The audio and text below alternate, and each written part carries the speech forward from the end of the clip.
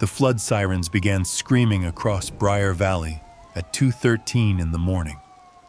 Before anyone noticed the danger, a German shepherd named Max was already running toward the old bridge in the rain. When Caleb Mercer reached the river, the bridge was shaking beneath the storm, and Max was staring into the black water like he remembered something hidden there. Then Caleb spotted an old child's life jacket caught against the bridge posts. LED. The same name tied to the woman who vanished from his hands 20 years earlier. As the storm grew worse, Caleb discovered the old dam above town was starting to fail. Hours later, a school bus became trapped on the collapsing bridge, and after saving a little girl, Max disappeared into the freezing floodwaters below. Would Caleb lose his dog the same way he once lost Sarah Dawson 20 years ago? Let's discover tonight's story together. And if stories of loyalty, sacrifice, and second chances still mean something to you, please subscribe and join us for more journeys ahead. Rain had fallen over Briar Valley for 6 relentless days. Pine trees bent beneath cold wind, and Black Hollow River swelled into a dark, furious current beneath low mountain fog. The town felt smaller each hour, as if the valley itself were slowly closing in. Caleb Mercer stood beneath the narrow porch of his wooden cabin at the edge of the forest, watching the rain slide from the tin roof in steady sheets. At 48 years old, Caleb carried the kind of silence that did not come from peace but from survival. His once dark brown hair was now streaked with gray along the temples. A short, uneven beard shadowed his jaw, fine lines carved deeply around amber eyes that rarely looked directly at people for long. His shoulders remained broad from years of military service and construction work, but they no longer carried confidence, only endurance. In cold weather, Caleb always wore the same thing: a thick green and black plaid flannel jacket over a thermal shirt, black jeans worn thin at the knees, and low brown leather boots darkened by years of mud and steel dust. The clothes were not about style. They were armor against weather and memory. Inside the cabin, Max lifted his head at the sound of wind shifting. Max was a 6-year-old German shepherd with a powerful athletic build and a thick black saddle across his back, fading into tan legs and chest. Upright ears angled constantly toward distant sound. Amber brown eyes studied everything with a calculating patience that unsettled strangers. Max had once belonged to a private search and rescue training unit in Colorado, but handlers had deemed Max unreliable during uncontrolled flood simulations. The dog did not panic. Max became hyper-focused, aggressive toward unstable structures, as if trying to fight the collapse itself. The organization removed Max from active training. Caleb saw something different the first time those sharp eyes met his own. Caleb saw fear shaped by memory. Caleb brought Max home. Max was not the first rescue dog Caleb had known. 20 years earlier, at 28 years old, Caleb Mercer had stood on Black Hollow Bridge wearing a bright orange flood response vest instead of flannel. Caleb's hair had been thick and dark, no gray at all. The jaw clean-shaven. The posture upright with the rigid confidence of a young Army combat engineer who believed that preparation could outthink disaster. Caleb had returned from Afghanistan only months before that flood, carrying discipline and the stubborn belief that he could fix whatever broke. Standing beside that younger Caleb had been Rex, a 3-year-old German shepherd trained specifically for swift water rescue. Rex had been fearless in current, lean and muscular, black and tan coat slick under rain, teeth flashing when barking warnings at unstable steel. Rex had trusted Caleb completely. That trust had shaped Caleb more than war ever did. A vehicle's headlights cut through the rain, pulling Caleb back into the present. A county SUV stopped near the cabin gate. Mayor Thomas Keller stepped out carefully into the mud. Keller was 58, heavy-set with thinning gray hair plastered to his forehead by rain. His once strong voice had softened over the years into something weary and restrained. Keller had inherited Briar Valley at its worst. Logging revenue falling, young families leaving, infrastructure aging faster than tax money could replace it. Keller wore a brown coat that strained slightly at the buttons and carried a clipboard as if paperwork alone could hold the town together. "The bridge needs inspection," Keller said without greeting. Caleb did not answer immediately. He kept his eyes on the rain. Black Hollow Bridge had not just been steel and timber. It had been the dividing line in his life, before and after. "The North Highway collapsed again," Keller added. "Mudslide took half the retaining wall. Logging trucks are using Black Hollow full-time now. School bus, too." Caleb finally looked at Keller. "That bridge should have stayed closed." "We don't have another route," Keller replied quietly. That was the truth. Black Hollow Bridge had been built in the early 1970s as an industrial steel frame bridge with heavy black trusses and thick timber roadway panels designed to support logging trucks. Concrete pillars anchored the structure deep in the riverbed. After the catastrophic flood 20 years ago, the bridge had been closed for over a decade. Rust spread across the steel beams. Wood warped. Maintenance stopped because grief lingered longer than budgets. Now it carried the weight of an entire town again. An hour later, Caleb drove toward the bridge despite every instinct telling him not to. Max sat rigid in the passenger seat, ears forward. The closer they got to the river, the more alert Max became.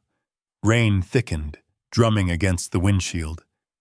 Black Hollow Bridge emerged through fog like a skeletal shadow stretched across violent water. Steel beams groaned softly in the wind. Wet timber panels gleamed dull gray. The river below slammed against concrete supports with a force that sounded alive. Caleb stepped onto the bridge slowly. Each bootstep echoed hollow against soaked wood. Halfway across, Max stopped abruptly. The dog stood perfectly still, ears erect, eyes fixed through the narrow gaps between wooden planks. A low growl vibrated in Max's chest. Not fear, but warning. Caleb felt it then, the sound beneath the rain, water hitting steel, and suddenly he was 28 again. Floodlights flashing red across black water. The river rising too fast. Rex barking violently at a crack forming along the center span. Sarah Dawson standing several yards away. Sarah Dawson had been around 32 at the time, tall and lean, auburn hair plastered to pale freckled skin by rain, green eyes sharp even in chaos. Sarah had worked part-time at the town's small library and volunteered during emergencies. She had the kind of stubborn kindness that refused to retreat when others panicked. That night, Sarah had been holding a small child wrapped in a yellow raincoat, trying to move toward the safer end of the bridge. Caleb remembered shouting instructions, remembered grabbing Sarah's wrist, remembered Rex lunging toward a shifting timber panel seconds before it gave way. Then the river tore through. Caleb blinked hard and stepped backward into the present. His chest tightened painfully. Max looked up at him, sensing the change in breathing. "I'm fine," Caleb muttered, though the words tasted hollow. He did not finish the inspection. He walked back to the truck without speaking again. By evening, rumors already spread across Briar Valley. Caleb Mercer still couldn't stand on that bridge. Caleb Mercer never got over the flood. Inside the cabin garage that night, beneath a single yellow bulb, Caleb opened a metal storage box he had avoided for years. Inside lay a pair of worn leather rescue gloves from his Army engineering unit. Beneath them rested a faded child's life jacket, stiff from age and river water long dried. Across the front, written in black marker that had nearly vanished, were 2 letters. LED Caleb stared at the name for a long time. The sound of the river carried faintly through the trees. Max lay near the doorway, head resting on paws but eyes open, watching Caleb instead of sleeping. 20 years earlier, Caleb had believed strength meant never letting go. Now Caleb understood strength sometimes meant living with the moment you couldn't hold on. Outside, the rain intensified, and somewhere upstream, unseen in darkness, pressure continued building behind aging concrete and neglected steel. The rain did not stop overnight. By morning, Briar Valley was wrapped in low gray fog, and Black Hollow River sounded louder than the wind itself, a constant roar pressing against the valley walls. Caleb Mercer had not slept. The faded life jacket labeled LED still lay on the wooden workbench in the garage, beneath a hanging bulb that hummed softly in the damp air. Caleb sat on a metal stool, elbows on his knees, staring at the letters as if they might rearrange themselves into something less permanent. At 48, Caleb understood regret as something physical, a weight that settled behind the ribs and never shifted. He rubbed his jaw slowly, rough stubble scraping beneath his palm. He had spent 2 decades avoiding one question. Why had he survived when others did not? Max lay near the garage doorway, alert but silent. The 6-year-old German shepherd sensed the tension in the air. Max's ears twitched at every distant rumble of water. The dog's muscular frame remained steady, but the eyes were restless, scanning, calculating. Caleb sometimes believed Max listened to the river the way other men listened for thunder. A vehicle approached again mid-morning, tires grinding softly against wet gravel. This time it was not the mayor. Ellie Dawson stepped out of a county patrol cruiser and paused briefly under the rain before walking toward the cabin. Ellie was 27, tall and lean with a runner's build shaped by disciplined training rather than vanity. Her dark brown hair was pulled into a low ponytail beneath a patrol cap, strands clinging to rain along her cheekbones. Her skin was pale with faint freckles across the bridge of her nose, and her gray-blue eyes carried a steady, analytical calm. Ellie wore the Briar Valley deputy uniform, dark jacket fitted neatly over body armor, utility belt precise and organized, boots polished despite mud. There was a quiet military sharpness in her posture that did not belong to small-town policing. Ellie had served as a reserve combat medic during her early 20s before joining law enforcement. That experience had carved something disciplined into her demeanor, a tendency to assess rather than react, to observe before speaking. But beneath that control lived something unsettled. Ellie had returned to Briar Valley only weeks ago after her adoptive father died of heart failure. In clearing his belongings, she had found documents about her biological mother, Sarah Dawson, who had died in the Black Hollow flood 20 years earlier. That discovery brought Ellie back to the valley she barely remembered. Max stepped outside before Caleb did. The German shepherd stood between Caleb and Ellie, posture tall but not aggressive.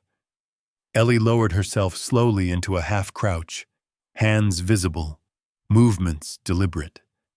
She did not rush. She let Max study her. "Beautiful dog," Ellie said softly. Max moved closer without hesitation and sat beside her. Caleb frowned.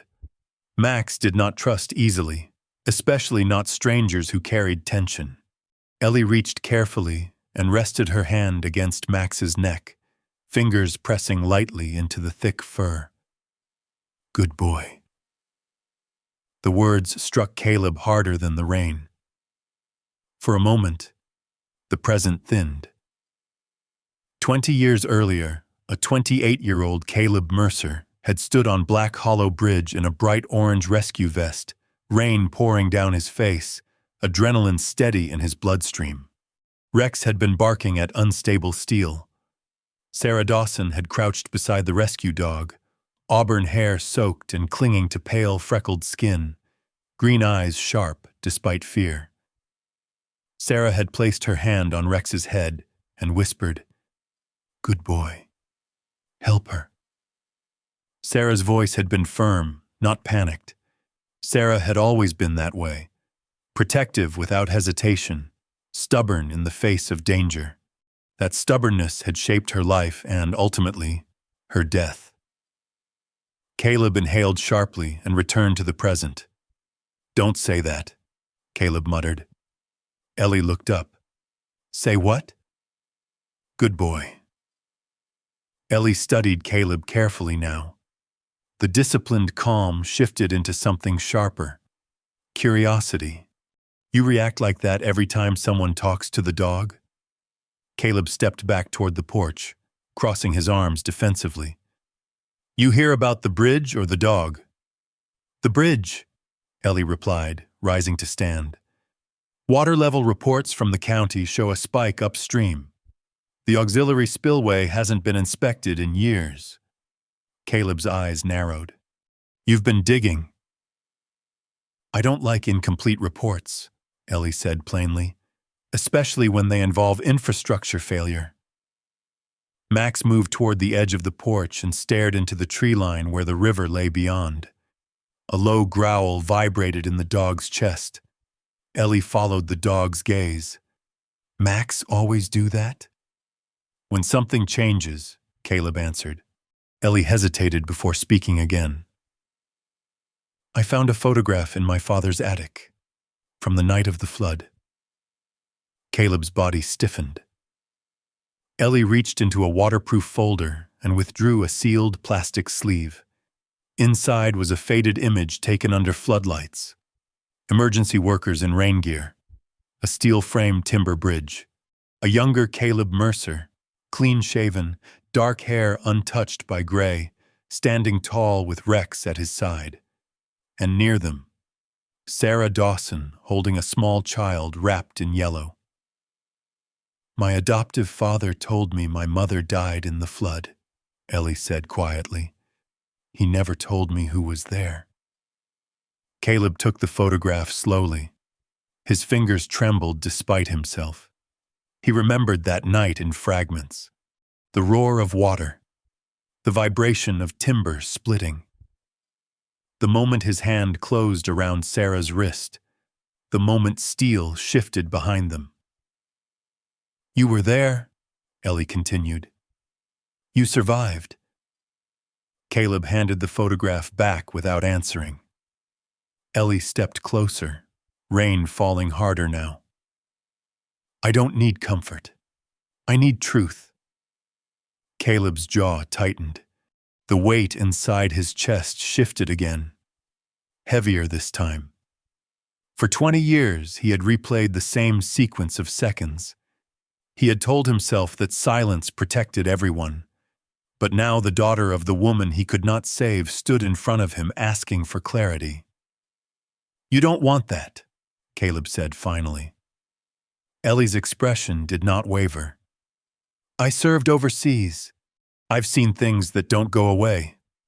I'd rather know than imagine." Max suddenly barked sharply, turning toward the direction of Black Hollow River. The sound echoed unnaturally loud across the yard. Caleb looked toward the fog and listened. The river was louder again. Ellie stepped beside him, boots sinking slightly into wet soil. "You think something's going to fail?" Caleb did not answer immediately. His mind ran calculations automatically. Rainfall totals, reservoir capacity, aging concrete, missing inspection records. At 28, Caleb would have marched back onto that bridge without hesitation. At 48, he understood how little control men truly had over water. "I think," Caleb said slowly, "that if pressure builds upstream and that spillway hasn't been reinforced, Black Hollow Bridge won't matter." Ellie absorbed that quietly. Rain intensified. In the distance, a logging truck crossed the bridge, steel groaning faintly under load. Ellie looked back at Caleb. If something happened, the rain did not arrive like a warning. It arrived like a decision. Just after midnight, the sky over Briar Valley split open and poured down with a violence that swallowed sound and light alike. Thunder rolled through the valley walls, echoing against the mountains, and the black hollow river swelled in minutes instead of hours. Caleb was awake before the first siren. Max was already standing at the cabin door, ears rigid, muscles tight beneath his black and tan coat.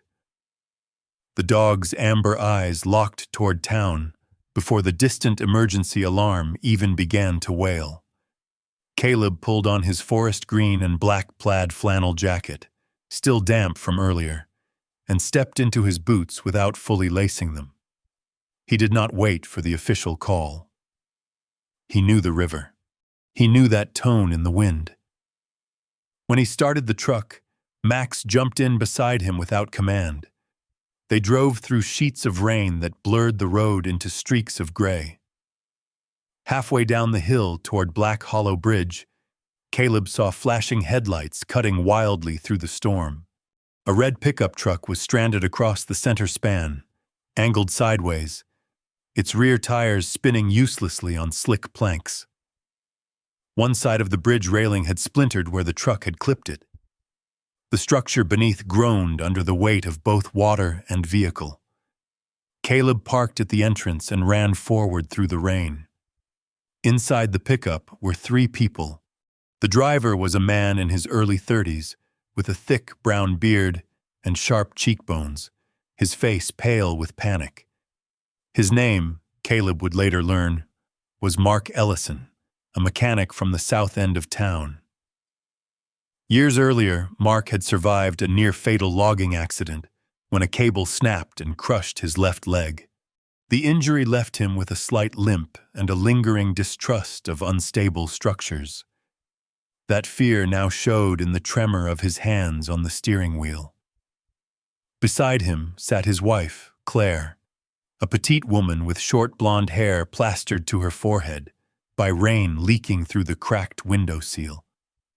She held their daughter tightly in the back seat. The girl could not have been more than 7 years old. Dark curls clung to her face, and her small fingers were wrapped around the seatbelt in silent terror. "Turn the engine off!" Caleb shouted through the storm. "Don't fight it!" Mark obeyed, though his breathing came fast and shallow. The bridge shifted beneath them with a low, splintering crack that vibrated through Caleb's boots. Max moved ahead, paws steady despite the shaking planks. He stopped near the truck's rear axle, lowering his head toward a gap where water sprayed upward in angry bursts. Caleb assessed quickly. The rear wheels were caught in a warped section of timber. Worse, one of the primary bolts he had noticed missing earlier had likely contributed to the instability. The weight distribution was wrong. Another heavy surge of water struck the support beams below. The entire span trembled. "Claire, you first," Caleb ordered. He opened the passenger door carefully, bracing his shoulder against it to prevent sudden shifting. Claire stepped out into the rain, clutching her daughter's hand.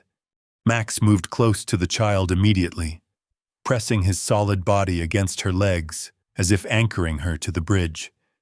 The girl buried her face in the dog's wet fur. Then the worst sound came, a splitting crack from beneath the truck's rear end. One of the planks gave way, and the vehicle tilted sharply toward the broken railing.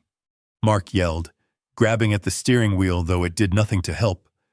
The back of the truck sank slightly, as part of the support beneath it splintered. Max barked sharply and darted toward the rear side, peering through the widening gap. His body lowered, muscles tight, eyes fixed on something Caleb could not yet see. Then Caleb heard it. A faint cry. The child had dropped her small backpack, and it had slid under the chassis. wedged between the twisted wood and metal. In trying to retrieve it, she had lost her footing, and one of her shoes had slipped through the widening crack. Her ankle was trapped between warped planks. The river roared below, louder than any memory Caleb wished to entertain. For one split second, the scene aligned too closely with 20 years ago. The rain, the unstable wood, the scream beneath the storm. He pushed the memory away and moved. Dropping to his stomach, Caleb slid toward the rear gap, while Max crawled beside him without hesitation. Water sprayed upward through the opening, soaking both man and dog. Caleb reached down blindly at first, then felt the child's ankle wedged tight. The wood was biting into her skin. "Stay still," he said, his voice calmer than he felt. He shifted his weight, ignoring the protest of the bridge beneath him. Max lowered his head through the gap and began barking directly into the child's face, sharp, focused bursts that cut through her panic. She locked onto the dog's eyes, breathing slowing enough for Caleb to work. Another surge struck. The truck tilted further. Mark shouted Caleb's name in pure fear. With one violent pull, Caleb freed the child's foot from the splintered planks and pushed her upward toward Claire. Max backed out smoothly, never breaking his attention. The moment the child cleared the truck's rear, Caleb rolled away as the remaining plank snapped entirely. The back of the pickup dropped half a foot, scraping against exposed steel support. They moved quickly toward the stable side of the span. Once the family reached solid ground at the far end, Caleb signaled for them to run toward town.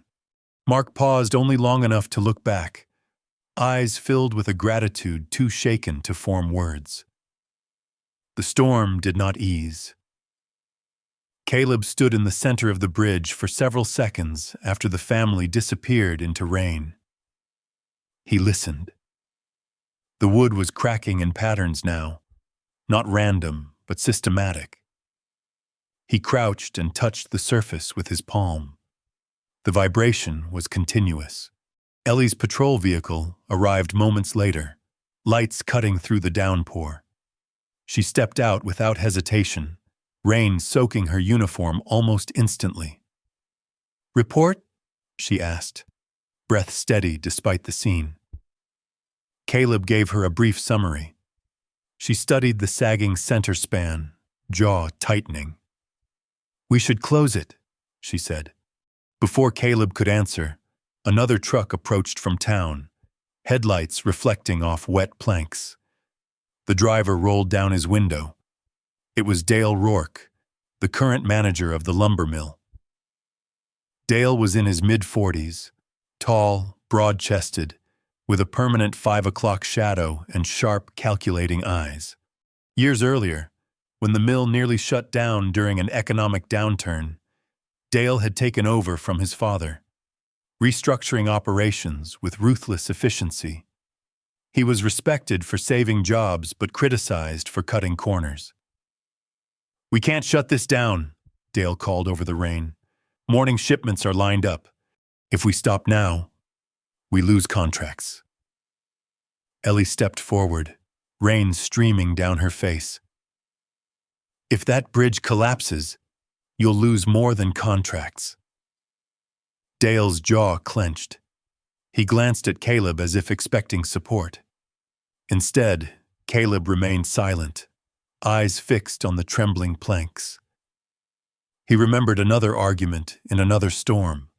20 years earlier, after the flood had taken Sarah, he had confronted the previous mill manager in the same spot. Voices had risen. Accusations had flown. It had ended with Caleb throwing the first punch, rage fueled by grief and guilt. He had never explained why. The present moment hung heavy with that unspoken history. Another crack sounded from beneath the span. This time even Dale flinched. Ellie turned to Caleb. "Is it going to hold?" Caleb did not answer immediately. He stared down at the water, then at the missing bolts he had noted earlier. "Not like this," he said finally. "Not through another night." The sirens began again in the distance. The river had not reached its peak. Hours later, after temporary barriers were set and traffic halted at least for the night, Caleb returned to his cabin exhausted but unable to rest. He sat in the dark living room, boots still on, flannel jacket dripping slowly onto the wooden floor. Max lay near the garage door, body stretched across the entrance as if guarding something unseen. Sleep did not come. Each time Caleb closed his eyes, he saw the child's ankle caught between planks, and behind that image, Sarah's hand slipping from his. The two memories overlapped, refusing to separate. Outside, the rain continued its steady assault. Inside, Max lifted his head toward the north once more. Caleb followed the dog's gaze into the darkness beyond the trees. The bridge had survived the night, but something told him it would not survive what was coming next. The storm weakened by morning, but the sky did not clear. A heavy ceiling of gray clouds pressed low over Briar Valley, trapping the smell of wet timber and river mud in the air. The black hollow river no longer roared. It growled, deeper now, as if conserving strength. Caleb left early to check temporary reinforcements placed along the bridge entrance. He wore his forest green and black plaid flannel jacket, still damp from the night before, black jeans streaked with mud, and his brown leather boots darkened by rainwater. Max stayed close at his side as usual, but when Caleb climbed into the truck to head toward town, the dog hesitated, glancing back toward the garage before jumping in. Caleb did not notice. His thoughts were elsewhere. Ellie spent the morning inside the small sheriff's office reviewing archived files. The building itself was older than she expected, with faded cream walls and filing cabinets that stuck when opened too quickly. The town clerk, Margaret Hensley, assisted her reluctantly. Margaret was in her early 60s, thin and sharp-featured, with iron-gray hair pulled into a severe bun. Her glasses perched permanently low on her nose. She had worked in municipal records for nearly 40 years and remembered the flood as clearly as yesterday, though she rarely spoke about it. Tragedy had made her cautious. Her own brother had nearly drowned in that same storm, and since then Margaret treated paperwork as sacred evidence of survival. Ellie spread out what little documentation remained from 20 years ago. Several inspection reports for Black Hollow Dam were incomplete. Pages were missing from maintenance logs. Weather data for the night of the flood showed abrupt gaps between recorded measurements. Even the town's old traffic camera footage, which should have captured the bridge during the height of the storm, was marked as corrupted. Ellie's jaw tightened. As a medic, she had learned that missing information often mattered more than what was present. She drove to the dam site next. The road up the ridge was slick with mud, lined with tall pines that leaned under the weight of lingering rain. Black Hollow Dam itself was a narrow concrete structure wedged between rock faces. Moss clung to its lower edges. The spillway gates looked aged, paint peeling in long strips. A maintenance shed stood nearby, its tin roof rattling lightly in the wind. Ellie made notes about visible cracks along the auxiliary channel. She was not an engineer, but she knew neglect when she saw it. By late afternoon, she turned her SUV toward Caleb's cabin. She had not planned to confront him that day. Yet something about the silence in those missing reports pushed her forward. The cabin looked smaller under the cloudy sky. Smoke drifted faintly from the chimney. The truck was gone, but the garage door stood slightly ajar. Max was there. The German Shepherd emerged from the shadows of the garage, black and tan coat dulled by faint dust from the wooden floor. His ears rose immediately when he saw Ellie. He did not bark. He stepped back inside, then paused, glancing toward her as if inviting her to follow. Ellie hesitated only a moment before stepping into the garage. The air smelled of oil, leather, and damp wood. Tools lined the walls in careful order. Beneath a workbench cluttered with spare bolts and rusted brackets sat a small metal box. Max nudged it gently with his nose. Ellie knelt. She did not know why her hands trembled slightly as she opened the latch. Inside were two objects placed side by side, as if arranged deliberately rather than discarded.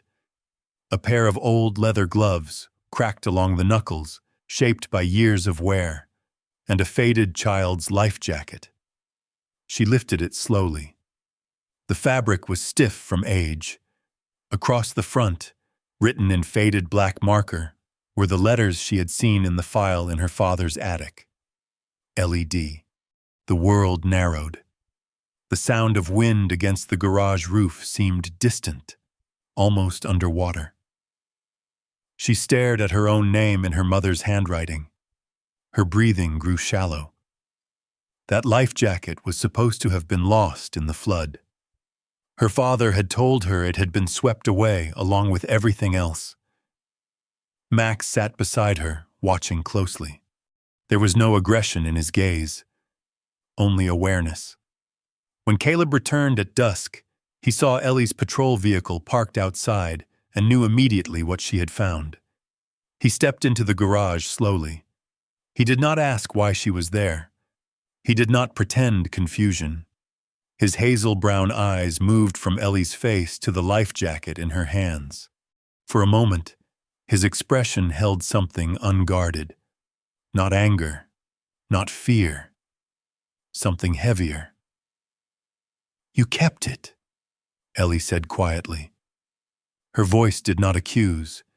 It simply demanded truth. Caleb removed his flannel jacket and set it aside, as if preparing for impact. Rain dripped from the edge of the garage roof behind him. Max moved between them, not in defense but as a silent bridge. "Yes," Caleb answered. His voice was rough, deeper than usual. "I kept it." Ellie swallowed. "Why?" "Because it was proof that one thing went right," he almost said.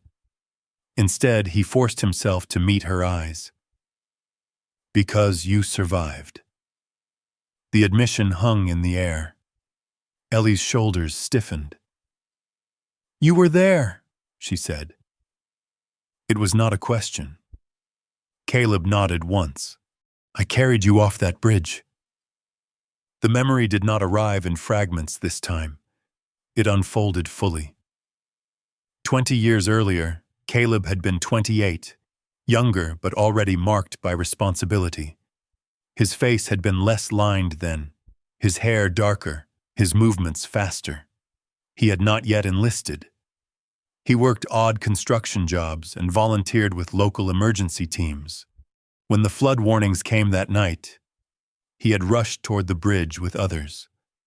Sarah Dawson stood near the center span, tall and slender, auburn hair tied back but already loosened by rain. Her pale skin contrasted sharply with the dark storm behind her. She had always carried herself with steady composure, the kind of woman who spoke softly but commanded attention through conviction. She worked as a bookkeeper at the lumber mill, known for challenging careless decisions and refusing to overlook errors. That integrity had shaped her.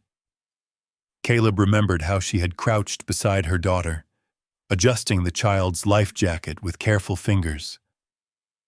"Good boy," she had whispered to a rescue dog helping guide them. Her voice had been calm even then. In the present, Ellie's breathing grew uneven as Caleb spoke. "You grabbed me," she said slowly, recalling flashes from childhood memory. "I remember your jacket." Caleb nodded again. "I carried you first. Your mother told me to." "And then?" Ellie asked. The question cut deeper than any accusation. Caleb looked down at the gloves resting in the box. He could feel the river again in his hands. He did not answer immediately. Outside, the wind shifted. Ellie stepped closer. What happened to her? Caleb opened his mouth, but the words refused to form. His silence confirmed more than speech would have. Ellie's expression changed. Hurt surfaced first, then suspicion. "You're still not telling me everything," she said. Max shifted slightly, pressing against Caleb's leg as if sensing the tension. Ellie closed the metal box carefully and stood. "The dam reports are incomplete," she said. "The footage is gone, and now I find this in your garage. If you know something about that night that no one else does, I need to hear it."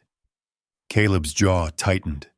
He had spent 2 decades convincing himself that silence protected more than truth. He had believed that carrying the burden alone was a kind of penance, but seeing Ellie hold that life jacket changed something fundamental.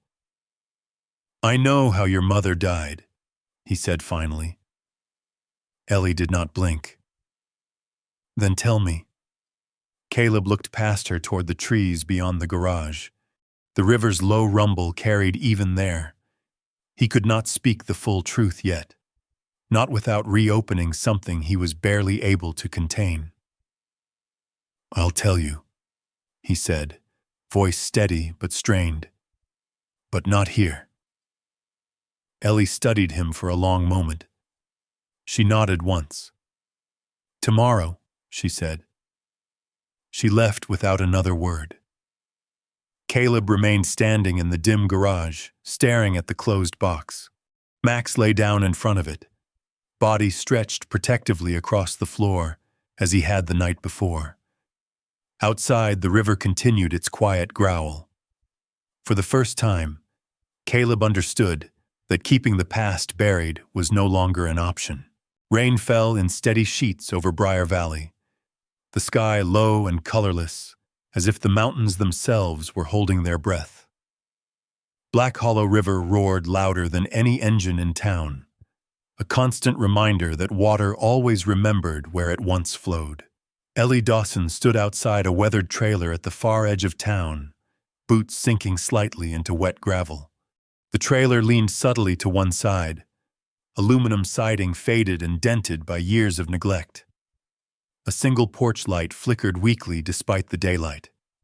Ellie adjusted the collar of her patrol jacket and knocked twice. The door opened slowly. Daniel Reeves stood in the doorway. Daniel was around 58, tall but slightly bent forward as if carrying invisible weight.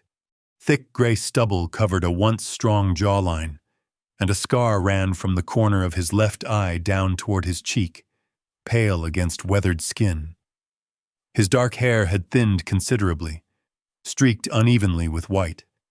He leaned heavily on a metal crutch beneath one arm.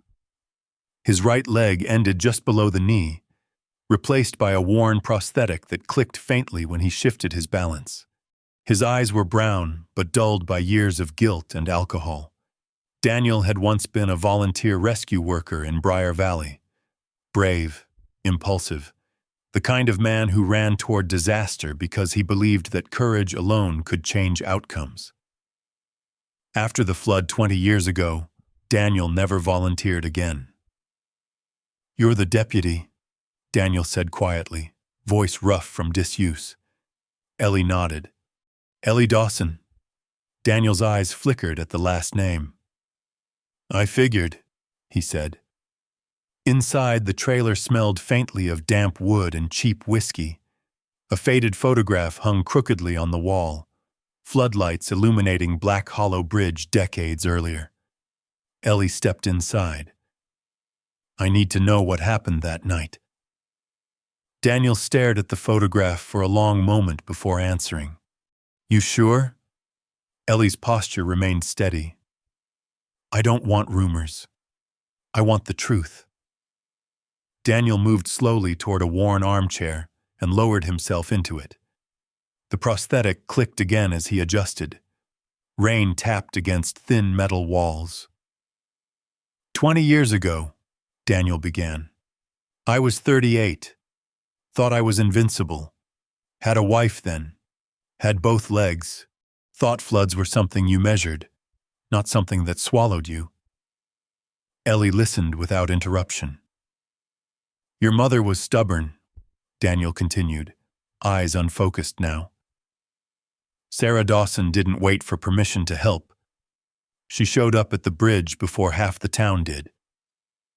Ellie's chest tightened. Daniel closed his eyes briefly as memory surfaced. She was tall, lean, strong for someone who spent most days behind a library desk. Auburn hair that wouldn't stay tied back. Freckles across her cheeks. Green eyes that didn't back down from anyone. That night she was soaked to the bone, holding you in a yellow raincoat. Ellie swallowed but said nothing. And Caleb, Daniel went on. He was 28, just back from overseas. Clean-shaven, dark hair, shoulders squared like the army hadn't quite left him yet. He moved fast, decisive, no hesitation in his voice. Daniel's hand trembled slightly on the armrest. Rex was barking before any of us noticed the crack. Rex? Ellie asked. The rescue dog, 3 years old, black and tan coat, lean as a knife. That dog knew the center span was shifting before the steel even groaned. Daniel's breathing slowed as he drifted fully into the memory. That bridge wasn't supposed to fail, he said. The logging company knew the auxiliary spillway upstream was under strain, but they kept water levels high. Timber had to move. Money had to move. Ellie's jaw tightened, so the risk was known. Daniel nodded once. The flood came harder than predicted. Water hit the pillars at an angle nobody calculated. We were moving people off when a logging truck lost traction. I was inside that truck. Ellie's eyes widened slightly. The brakes failed. I slammed into the center span. The truck twisted sideways, steel bent, timber cracked. I was trapped by the seatbelt, hanging half sideways over the river. Daniel looked down at his prosthetic. I remember Caleb yelling. I remember your mother pushing you toward him. Caleb grabbed you first. He ran you toward the safer side. Ellie's breath caught. Then he turned back for Sarah. The rain outside intensified. Caleb reached her. I saw it. He had her wrist. She had him. Rex was barking beside them. The truck shifted again. I felt the whole span sag. Daniel's voice lowered. I was still trapped. If the bridge went completely, we all went with it. Ellie whispered, Did he let her go? Daniel shook his head slowly. No. That's the part people got wrong. Silence filled the small trailer. He didn't let her go, Daniel continued. She let him go. Ellie closed her eyes briefly. Sarah saw the truck coming loose. Saw me still trapped. Saw the beam starting to snap. She looked at Caleb and said, Take her home. Clear as that. Then she pulled her hand free and shoved him backward. Daniel's eyes reddened. The beam collapsed seconds later. The truck twisted, broke the center span. I remember water. I remember steel screaming. I remember Rex trying to swim against current. Daniel swallowed hard. Your mother saved both of us. Ellie stood very still. And Caleb? She asked quietly. He blamed himself anyway. Daniel leaned back into the chair, exhaustion settling over him. Caleb came back the next morning, tried to help with recovery. Didn't speak much after that. The army taught him how to build bridges. Nobody taught him how to survive losing someone while still breathing. Ellie stepped outside again into the rain, air feeling heavier than before. Max sat near Caleb's truck, parked across the road. Caleb stood several feet away, posture rigid, hands deep inside the pockets of his green and black flannel jacket. Ellie walked toward him. Caleb studied her face, searching for accusation. "What did he tell you?" Caleb asked quietly. Ellie's voice did not shake. "That my mother didn't fall because you failed." Caleb's eyes darkened. "That doesn't change what happened." "No," Ellie replied. "It changes why." Caleb turned toward the river, shoulders tense. "I had her hand." "And she chose," Ellie said. Rain ran down Caleb's face, mixing with something he did not wipe away. Max moved closer, pressing lightly against Caleb's leg. The 6-year-old German shepherd sensed the shift in weight inside the man he followed everywhere. Max did not know Sarah. Max did not know Rex. But Max understood when a human stood on the edge of something invisible. For 20 years, Caleb had replayed that single moment as a failure. In his mind, he had loosened his grip. In his memory, he had hesitated. Now the memory rearranged itself. Sarah had decided, and Caleb had lived because she demanded it. The river roared louder. Upstream, unseen behind forest and fog, water continued pressing against aging spillway gates. Rain thickened into a gray curtain over Briar Valley. The mountains disappeared behind fog, and Black Hollow River no longer sounded like water, but like something grinding its teeth beneath the valley floor. Caleb Mercer stood alone at the edge of the timber deck of Black Hollow Bridge, rain soaking through the shoulders of his green and black plaid flannel jacket. At 48, Caleb felt the difference between standing firm and standing still. His dark hair, streaked with gray at the temples, clung damply to his forehead. The lines around his amber eyes seemed deeper tonight, not from age alone but from realization. For 20 years, Caleb had carried guilt like a private sentence. Now the truth had shifted that burden, not removed it, but changed its shape.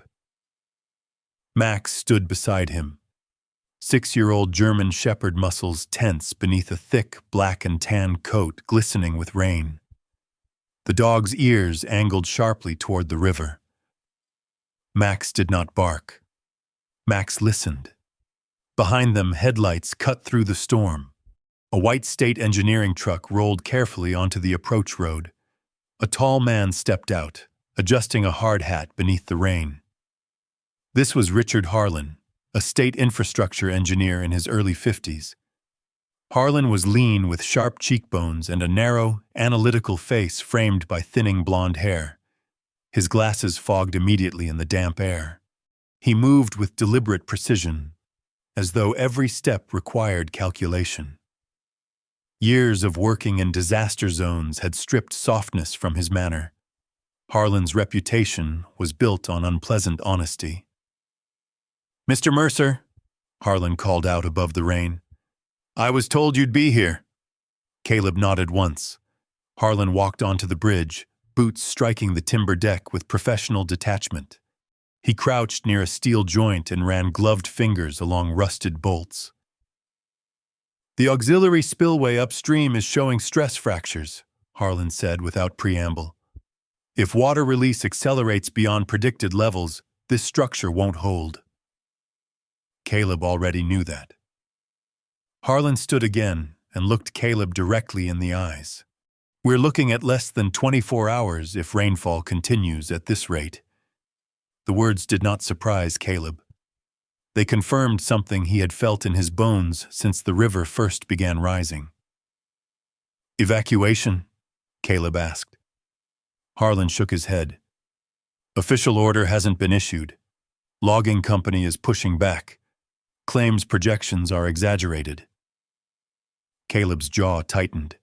20 years ago, the logging company had also minimized risk. Harlan continued, voice measured.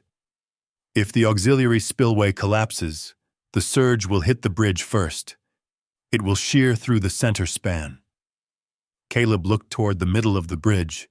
the exact place where memory still pulsed like an open wound. 20 years earlier, a 28-year-old Caleb Mercer had believed he could outrun water. He had believed training and speed were enough. Now he understood that survival often depended on choices made seconds before collapse. "Then we close it," Caleb said quietly. Harlan studied him. "You don't have authority." Caleb looked toward town. "I don't need it." Harlan left shortly after, tires hissing against wet asphalt. Caleb remained.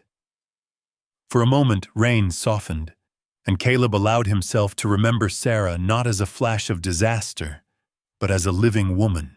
Sarah Dawson had been stubborn in quiet ways, insisting on returning library books to children's homes when roads were icy, volunteering at community events without asking recognition. Sarah's auburn hair had always refused to stay pinned. Her freckles had darkened in summer sunlight. When Sarah smiled, it was small but certain, as if promising something steady in a place that rarely was. Caleb closed his eyes. He had replayed the moment of her hand slipping from his wrist so many times that memory felt worn thin. But Daniel's words had changed the frame. Sarah had chosen. Max pressed against Caleb's leg again. "Yeah," Caleb muttered softly. "I hear it too." The river's pitch had changed. Back at the cabin, Caleb stood in the garage, staring at the metal storage box once more. The rescue gloves lay inside. The faded life jacket remained folded beneath them. For 20 years, Caleb had avoided the center of that bridge. Tonight, something shifted. Guilt had kept him away. Truth pushed him forward. Headlights appeared again near the tree line. This time, it was Ellie Dawson's patrol cruiser. Ellie stepped out quickly, rain darkening her uniform. Her dark brown hair clung to her face where her cap no longer shielded it. Her gray-blue eyes were sharper than before, not searching now, but determined. "The county still won't close the bridge," Ellie said immediately. "I know," Caleb replied. Ellie moved closer, boots splashing in pooled rainwater. "The school bus route crosses at 6 in the morning." Caleb's expression hardened. Ellie studied him carefully. "You're thinking about doing something." Caleb did not answer right away. Inside his chest, something long paralyzed began to move. For 2 decades, Caleb had defined himself by what he failed to prevent. Now a second flood threatened the same ground. "I walked away once," Caleb said finally. Ellie's gaze held steady. "You were ordered to retreat." "I still walked away." Ellie shook her head slightly. "You carried a child across collapsing steel. That's not walking away." Max shifted position, tail low but alert. Ellie's voice softened slightly. "If this bridge fails again, it won't be because you hesitated. It will be because no one listened." Caleb looked toward the mountains barely visible through rain. 20 years ago, I thought strength meant holding on." Ellie waited. "Now I think it means standing where you're needed," Caleb finished. Thunder rolled across the valley. Upstream, water continued pressing against aging concrete. In town, people moved nervously, closing shop doors early, stacking sandbags near storefronts. Rumors traveled faster than official statements. Some believed the river would settle. Others remembered too clearly what it meant when Black Hollow began to roar like this. Inside the cabin, Caleb loaded climbing rope, steel anchors, and emergency harnesses into the back of his truck. His movements were calm, deliberate. The calm of someone who had already faced the worst and understood fear without surrendering to it. Max watched closely, sensing intention. Ellie stepped inside briefly, and saw the faded life jacket on the workbench. She did not touch it. She did not need to. "You're staying," Ellie said. Caleb nodded once. "If the water comes," Caleb replied quietly, "this time I won't leave the bridge." Max moved closer, resting his head briefly against Caleb's hand. The German shepherd did not understand history or regret, but Max understood presence. Understood that when Caleb's voice settled into that tone, retreat was no longer an option. Outside, rain intensified again, and somewhere beyond sight, the auxiliary spillway groaned beneath pressure no one had relieved in 2 decades. The sky broke just after midnight. Rain fell sideways in violent sheets, and a distant crack rolled through the mountains like something tearing apart. Black Hollow River changed from roar to fury in a single breath. The first siren wailed at 2:13 a.m. Caleb Mercer was already awake. He had not removed his boots. The green and black plaid flannel jacket still hung heavy on his shoulders as he stepped outside the cabin. The air felt charged, metallic, the kind of air that came seconds before collapse. Max was at the edge of the porch before Caleb reached the steps. The 6-year-old German shepherd stood rigid, black and tan coat soaked instantly, ears sharp and forward, amber eyes fixed toward the direction of the river. Max did not bark. Max braced. A second siren joined the first. Then headlights cut through the trees. Ellie Dawson's patrol cruiser skidded slightly as she pulled into the clearing. Ellie stepped out quickly, rain flattening her dark brown ponytail against her neck. Even soaked, her posture remained controlled. 27 years old, disciplined by both military medic training and law enforcement instinct, Ellie moved with focus rather than panic. But fear flickered behind her gray-blue eyes now. Not fear for herself, but for what she already knew. "It's the auxiliary spillway," Ellie shouted above the wind. "Part of it gave way. Surge is moving fast." Caleb didn't ask how bad. "How long?" Caleb called back.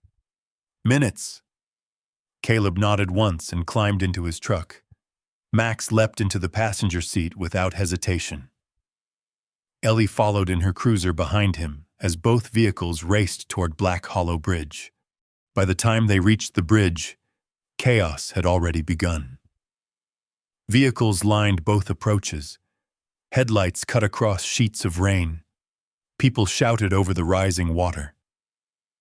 Black Hollow Bridge groaned beneath the weight of rushing current. The steel frame trusses vibrated visibly now, and the timber roadway panels shifted under stress. Concrete pillars vanished and reappeared beneath crashing water. A yellow school bus sat stranded near the center span. Inside the bus, silhouettes moved. Caleb jumped from the truck and ran forward. His boots struck wet timber hard. The rain blurred his vision, but instinct sharpened everything else. At 48, Caleb felt his body strain against years, but muscle memory from both combat engineering and disaster response returned like a language he had never forgotten. Max ran ahead, claws scraping against wood. At the bus door stood a woman in her mid-30s, thin, pale, hair plastered dark against her face. This was Hannah Miller, the town's elementary school teacher and part-time bus supervisor. Hannah had sharp features softened by constant worry lines around her eyes. She had moved to Briar Valley 3 years earlier, drawn by small-town quiet after divorcing an emotionally distant husband in Denver. That quiet had never quite arrived. "They're trapped!" Hannah shouted. "The rear axle's jammed." Caleb glanced inside. A handful of children remained seated, some crying, others frozen silent. One child near the back was not visible. Max barked sharply and ran toward the rear. Caleb followed. Water surged across the bridge deck now, thin at first, then rising. Caleb crouched and peered beneath the bus frame. A small figure lay half-pinned by twisted metal near the rear wheel well. A little girl with braided blonde hair tied in blue ribbons struggled to breathe as water pooled around her. The girl wore a red rain jacket, 2 sizes too big, likely handed down. "I see her!" Caleb shouted. Max dropped low immediately, sliding partially beneath the bus frame. The German Shepherd gripped the edge of the girl's jacket gently but firmly, keeping her head above water as current splashed higher. Caleb wedged himself beside the bus and pushed against bent steel. Pain shot through his shoulder. At 28, he might have lifted it faster. At 48, he gritted his teeth and pushed harder. Ellie appeared beside him, bracing her body against the frame to help shift weight. "On 3!" Caleb yelled. They forced the metal just high enough. Caleb reached inside, hands closing carefully around the child's torso. Max maintained grip until Caleb had her fully secured. The girl coughed violently as Caleb lifted her free. Ellie took the child and ran her toward Hannah. Behind them, Daniel Reeves appeared at the edge of the bridge, moving on his prosthetic with grim determination. Rain soaked through his jacket. The 58-year-old former rescuer had no business being here, yet he was. "Load distribution's failing," Daniel shouted. "Center span's flexing." Caleb saw it then, a visible dip forming in the middle of the bridge. "Get everyone moving," Caleb commanded. Ellie began directing children across the safer end toward emergency vehicles waiting beyond. Caleb turned back toward the bus. Then it happened. A massive tree trunk, carried by floodwater like a battering ram, slammed into the concrete pillar nearest the center span. The impact shook the bridge violently. Timber panels cracked. Max, who had remained near the bus entrance scanning for more trapped movement, lost footing as a section of decking splintered beneath him. The world slowed. Caleb lunged forward. "Max!" The dog's claws scraped uselessly against broken wood.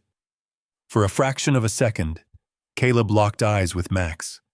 No fear, only focus. Then the plank gave way. Max vanished into the black water. The sound of the river swallowed everything. Caleb reached the edge, dropping to his knees on splintered timber. The rain blurred his sight, but he searched frantically for the black and tan shape against churning foam. Nothing. 20 years collapsed into a single instant. He was 28 again, standing on collapsing steel, watching Sarah's hand slip from his grasp, hearing Rex bark as water swallowed the span. Now it was Max. Caleb's breath broke. "I'm sorry," Caleb whispered hoarsely. "I'm sorry, Max." Ellie grabbed Caleb's shoulder. "We have to move." The center of the bridge buckled further. Daniel shouted from behind, holding a rope line steady with one arm while bracing against the railing with the other. A boy near the front of the evacuation slipped from his grip and nearly fell as water surged. Caleb stood. The grief did not disappear. It compressed. Caleb ran toward the child and seized him firmly, pulling him back into Ellie's arms. "Move!" Caleb shouted. Vehicles began clearing the far end. As the final group crossed, a thunderous crack split through the air. The center span of Black Hollow Bridge sheared apart and collapsed into the river, steel twisting violently before disappearing beneath the current. Caleb stood at the broken edge, rain pouring down his face. The bridge was gone, and so, he believed, was Max. The rain stopped just before dawn.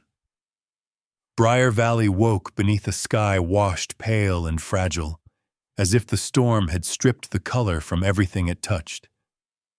Mist hovered low over the river, drifting in thin veils across broken timber and twisted debris. The Black Hollow River no longer roared. It moved wide and swollen, slower now, but heavy with what it had taken. The center span of the old bridge was gone.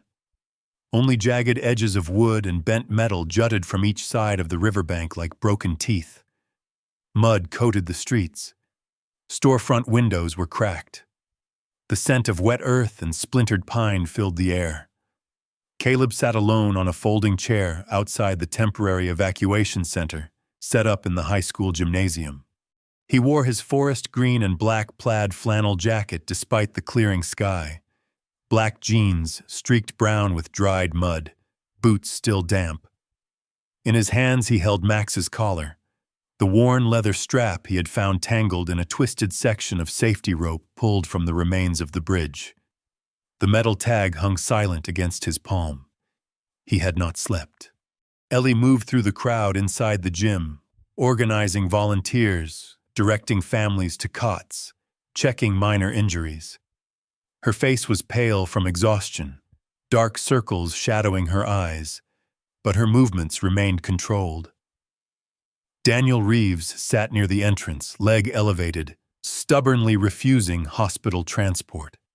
Victor Salazar spoke quietly with state officials, already discussing structural surveys and funding allocations. Life, even after devastation, pressed forward. Caleb remained still. The river flowed beyond the school grounds, visible between trees. He stared at it as if expecting it to answer him. A sudden shout broke the fragile calm. "Downstream! By the lower bend!"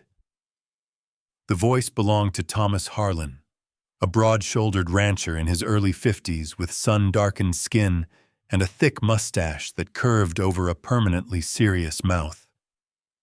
Thomas had lived along the lower river bend for most of his life, stubborn and practical, a man who rarely raised his voice unless something truly demanded attention. He was running now, boots splashing through mud. Caleb stood automatically, though his mind struggled to keep pace. Through thinning morning mist, near a tangled mass of uprooted trees nearly a mile downstream, something moved. At first it was only a shifting shadow between branches. Then it emerged into pale light. A dog, black and tan, limping. Max stumbled forward from the debris field, one hind leg dragging slightly, coat caked in mud and river silt. His ears were flattened, his body thinner than it had been the day before, as if the night had carved something from him. But his head lifted the moment he saw Caleb. Time did not slow. It stopped. Caleb ran. He did not feel the mud beneath his boots or the ache in his muscles. When he reached the lower bank, he dropped to his knees in the soaked grass, just as Max collapsed against him. The dog's body trembled violently from cold and exhaustion. One side of his face bore a shallow cut. His flank was bruised where debris must have struck him. Thomas Harlan caught up, breath heavy. "He was pinned between logs when we found him," he explained. "Water dropped just enough before sunrise. We cut him free. Damn thing tried to bite us when we lifted him. Kept looking upstream." Because he was coming back, Caleb realized. Max pressed his muzzle weakly against Caleb's chest, as if confirming reality. Caleb's hands moved over the dog's ribs, checking for fractures, for deeper injuries. He laughed once through tears, the sound raw and unfamiliar.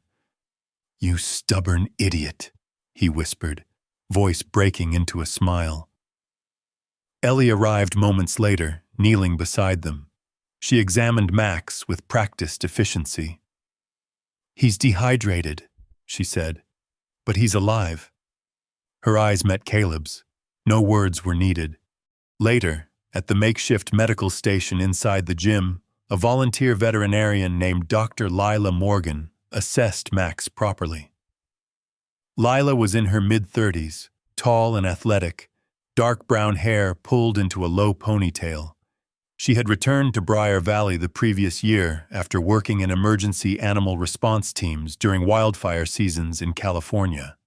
The intensity of disaster zones had shaped her into someone calm under chaos, decisive without hesitation. She cleaned Max's wounds, wrapped his injured leg, and administered fluids. "He's tough," she said simply. Caleb sat beside the cot the entire time. He did not remove his flannel jacket. He did not loosen his grip on Max's paw. For the first time in 20 years, he felt something unfamiliar settle inside him. Relief without guilt. Gratitude without fear of punishment. Weeks passed. The river receded slowly, leaving layers of silt and scattered debris across town. Cleanup began immediately. The truth about the dam's neglected maintenance and the mill's historical decisions surfaced publicly. Old inspection reports were uncovered in archived state records. Funding for reconstruction was approved with unusual speed, propelled by media attention and Salazar's testimony. Dale Rourke resigned before the formal inquiry concluded. The lumber mill was sold to a cooperative group committed to safer operations. Caleb did not retreat this time. He worked alongside crews clearing fallen timber from the riverbanks. His flannel jacket grew lighter as winter loosened its grip and spring edged closer. Ellie remained in Briar Valley, no longer searching for ghosts, but building something solid in their place. Daniel volunteered daily at the reconstruction site despite his injured leg. By early spring, steel beams replaced memory. The new bridge rose gradually over Black Hollow River, silver gray against fresh green hills. It was wider, reinforced, engineered to withstand surges the old timber span never could. On the day the final beam was set, the entire town gathered along the banks. The sky was clear, sunlight glinting off polished steel. Caleb stood near the edge, wearing his green and black plaid shirt instead of the heavier jacket now that warmth had returned. Max sat beside him, fur fully healed though a faint scar remained beneath his coat. He moved more carefully now, older by something unseen, but his gaze remained sharp. Ellie approached Caleb with a small nod. "You should place it," she said, gesturing toward the final steel plate to be secured. He hesitated only briefly before stepping forward. His hands, steady this time, guided the bolt into place. The metal rang softly as it locked into position.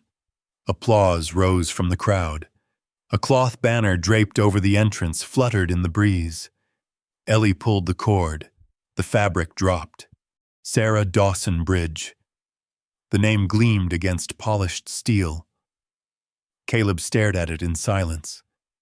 The river moved calmly beneath the new span, reflecting sunlight instead of fury. Ellie stepped beside him.